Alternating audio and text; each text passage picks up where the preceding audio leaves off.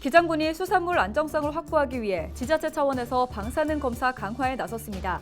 수산물을 위판하기 전 방사능 검사 어떻게 진행되는지 취재했습니다. 부산 삼복도로 노후 아파트에 거주하는 주민들이 어려움을 호소하고 있는 가운데 전문가들은 공공임대형 방식을 대안으로 제시하고 있습니다. 비어가는 노후 아파트 대책을 짚어봅니다. 30일 발생한 12호 태풍 기러기가 빠른 속도로 북상하고 있습니다. 우리나라 직접 영향 여부는 9월 5일 이후 알 수 있을 것으로 보입니다. 제한속도 규제 완화가 필요하다는 목소리가 나오는 가운데 안전속도 5030 정책 완화 대책이 부산에서도 논의되고 있습니다.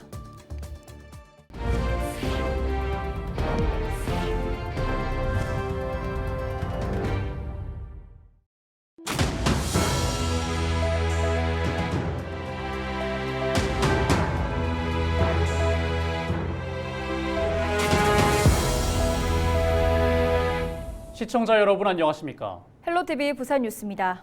후쿠시마 오염수 방류로 수산물 먹기가 찝찝하다는 시민들이 늘고 있습니다.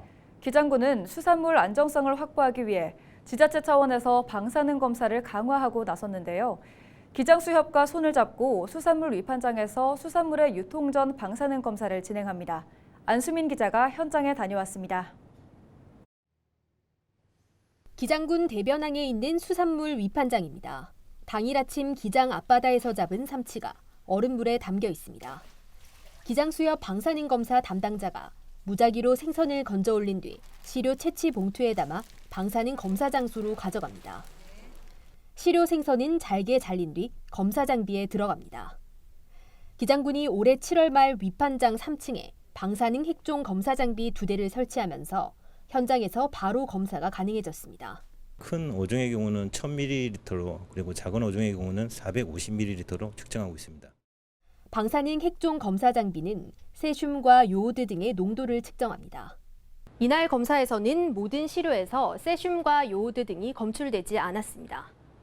위판장은 불검출이라는 결과를 통보받은 뒤 생선을 유통합니다. 시료 채취부터 검사, 결과 통보까지 전체 과정에서 걸린 시간은 1시간 30여 분입니다. 위판되는 수산물은 동일한 조건을 가진 조합구역에서 같은 상태의 수산물로 어획되기 때문에 경매 시간을 고려해가지고 우선 출하되는 수산물을 시료를 채취해가지고 검사하고 있습니다. 측정 결과에 대한 정확성을 높이기 위해 한 달에 2번은 부경대학교 방사선 과학기술연구소에 의뢰해 교차 정밀 분석이 진행됩니다. 어민들은 판매하는 수산물에 대한 검사를 매일 받고 있다며 우리 수산물을 믿고 먹어달라고 호소했습니다. 우리가 어민들이 고기를 잡아도 소비자들이 회수를 시켜줘야만이 먹어줘야만 우리가 저 고기를 잡아가 판매를 할 거 아닙니까? 안전하게 먹거리를 만들어서 판매를 하기 때문에 많이 드시면 고맙겠습니다. 수산물 안전성에 대한 소비자들의 신뢰를 잃지 않기 위해 어민들이 안간힘을 쏟고 있습니다. 헬로티비 뉴스 안수민입니다. 헬로티비 뉴스에서는 지난 29일 건립된 지 50년이 넘은 삼복도의 한 아파트 주민들의 어려움에 대해 보도해드렸습니다. 문제는 사유재산인 만큼 공공기관 개입 여지가 크지 않다는 것인데요. 전문가들은 공공임대형 방식을 대안으로 제시하고 있습니다. 보도에 김한식 기자입니다. 원도심 삼복도로의 한 아파트. 외벽 페인트가 벗겨지고 곳곳에 철판을 덧댄 모습이 마치 흉가처럼 느껴집니다. 내부로 들어가자 어두컴컴한 복도에 전등 몇 개가 불을 밝히고 있습니다. 벽지는 찢어지고 곰팡이가 가득합니다. 건립 50년이 넘은 원도심 삼복도로의 한 아파트의 모습입니다. 전체 4개 동 307세대 가운데 빈집은 60%가 넘는 190가구에 이릅니다. 많이 오고 나서는 계속 샜지. 계속 샜지. 지금 안 왔는데도. 안 와도 이제 그 안에 고기가 있는 물이 자꾸 나오는 거야. 아파트 공동화는 이제 어느 한 지역만의 문제가 아닙니다. 1979년 이전 지어진 전국 아파트 가운데 빈집은 13,000여 가구. 이 가운데 부산 지역은 4,000여 가구로 전국 아파트 빈집의 30%를 차지합니다. 전문가들은 아파트 공동화를 막기 위해 보다 근본적인 대책이 필요하다고 말합니다. 실제 노후 아파트 거주자들은 저소득층인 경우가 많아 재건축이나 재개발 비용 부담이 거의 불가능합니다. 여기에 대부분 홀로 거주하거나 누군가의 돌봄이 필요해 이주 자체가 어렵습니다. 이에 대한 해법으로 공공개발 방식이 제시되고 있습니다. 특히 공공개발로 일정 기간 집을 비워야 하는 주민들에게 순환형 임대주택을 제공해 주거 문제도 해결할 수 있습니다. 주거권을 충분히 보장을 평생 동안 사시는 동안은 해줄 수 있도록 공공임대주택 개발이 조금 필요하고요. 지역사회 내에 통합 돌봄 시스템들이 이런 주거 공간에 같이 탑재가 돼야 되고 아파트의 공동화 현상은 더욱 가속돼 사회적 문제로 이어질 가능성이 크다는 게 전문가들의 지적. 상황이 더욱 악화되기 전 과감한 정책이 필요합니다. 헬로티비 뉴스 김한식입니다. 최근 도심에서 직접 텃밭을 가꾸고 식물을 재배하는 도시농부들이 크게 늘고 있습니다. 재배 방법도 다양해지고 키우는 작목도 각양각색이어서 커다란 산업으로 발전하고 있습니다. 김호 기자입니다. 서울 은평의 한 주말 농장. 채소를 심기 위해 밭을 일굽니다. 이리저리 흙을 뒤집고 골을 내면 멋진 텃밭이 만들어집니다. 잘 다져진 텃밭에서는 쪽파 심기가 한창입니다. 호미를 이용해 흙을 파고 쪽파 모종을 심은 뒤 살포시 눌러주면 끝.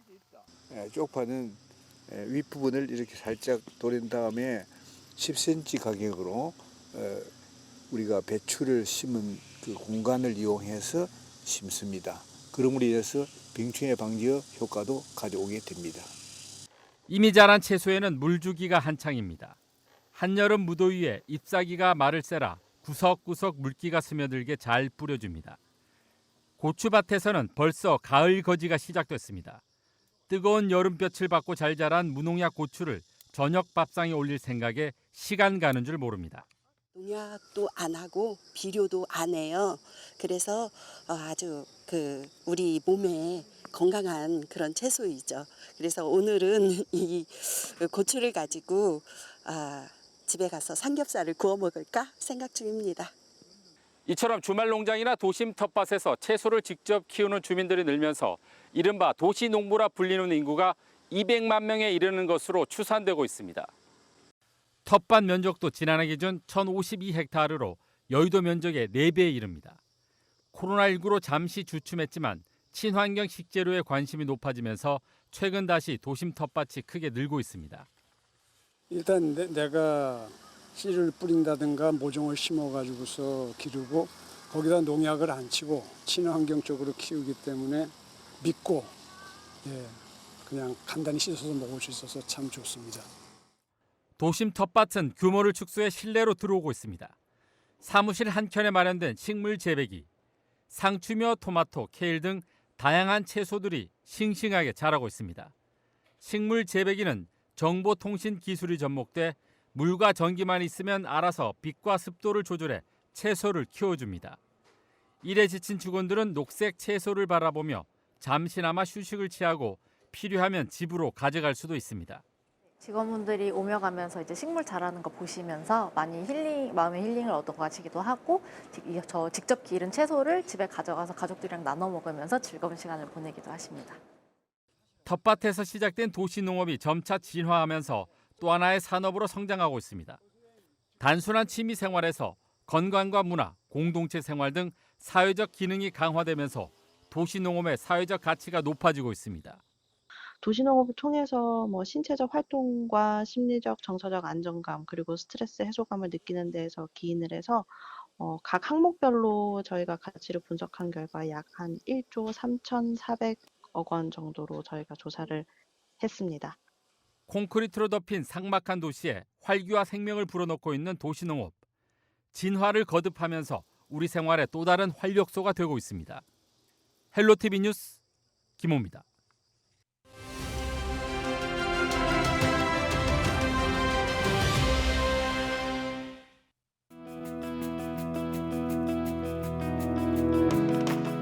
최근 한 미국 교수가 대한민국 완전히 망했네요라고 말한 것이 화제가 됐었죠.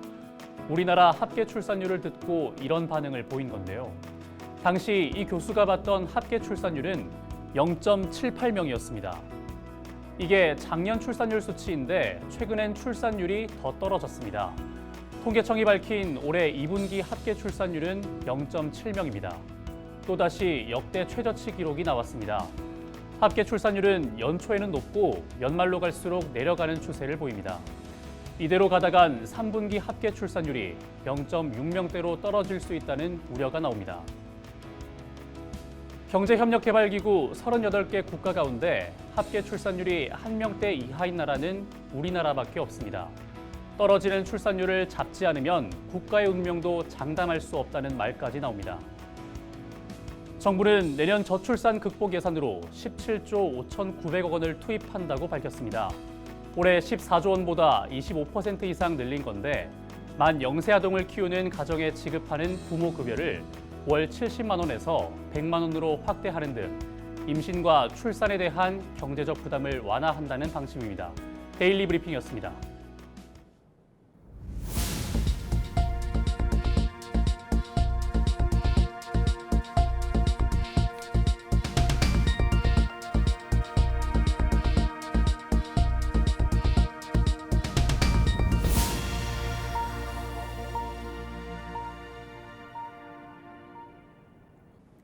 제11호 태풍 하이쿠이가 중국에 상륙할 것으로 예상되는 가운데 30일 발생한 제12호 태풍 기러기가 최고 시속 33km의 빠른 속도로 북상하고 있습니다.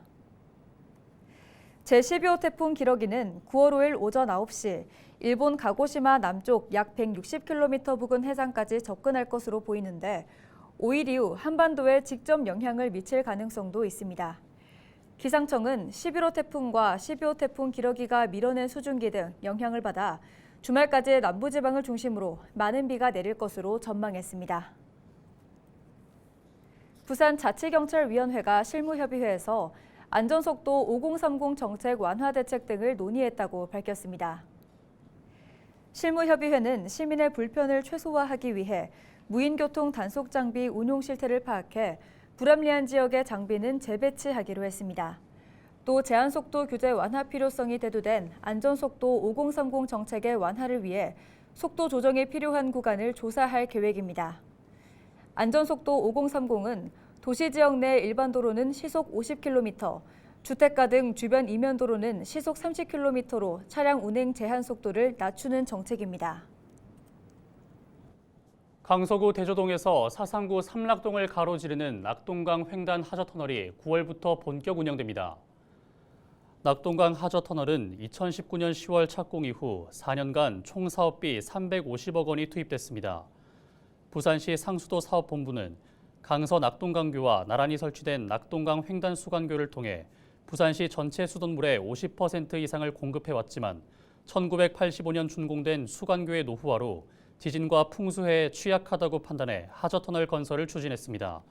부산시는 하저터널 준공으로 안정적인 수돗물 공급과 함께 대규모 단수 걱정을 해소할 수 있을 것으로 기대하고 있습니다.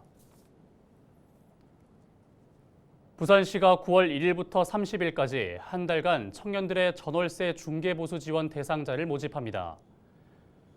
청년 전월세 중개보수 지원 사업은 부동산 전월세 중개보수 비용의 50%를 최대 30만 원까지 지원하는 사업입니다.